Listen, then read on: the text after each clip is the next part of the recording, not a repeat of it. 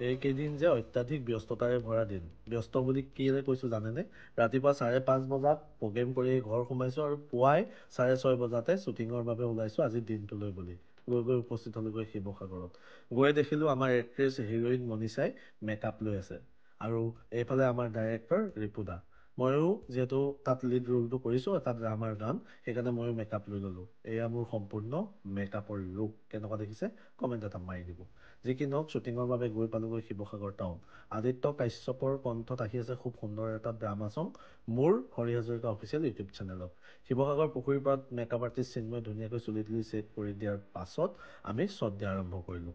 First লোকেশ্যনত shot দিয়াৰ পাছত ছেকেণ্ড লোকেশ্যনৰ বাবে উপস্থিত হ'লোগৈ গৌৰীসাগৰত। আৰু গৌৰীসাগৰত গৈ মই দিনটো যথেষ্ট বেলেগ বেলেগ ধৰণে কিছুমান শ্বট দিয়া হৈছে। এটা খুব সুন্দৰ ড্ৰামা ছং আপোনালোকে খুব সোনকালে দেখিবলৈ পাব। আশা কৰোঁ আপোনালোকে আদৰি ল'ব, আপোনালোকে মৰম দিব। এনেকুৱা ধৰণৰ ধুনীয়া ধুনীয়া ক্লিপ কিছুমান থাকিব, তাৰে সৰু ক্লিপ এটা আপোনালোকক লগাই দিছোঁ। কেনেকুৱা দেখিছে আপোনালোকে কমেণ্ট এটা মাৰিব। তাৰ মাজতে টি টাইম থাকেই নহয়, টি টাইমত ধুনীয়াকৈ চাহ তাহ খোৱা হ'ল আৰু দিনটো অশেষ ব্যস্ততাৰে শ্বট দি মেলি পাছত খোৱা বোৱা কৰিবৰ বাবে আমি সকলোখিনি খাই মেলি ল'লোঁ।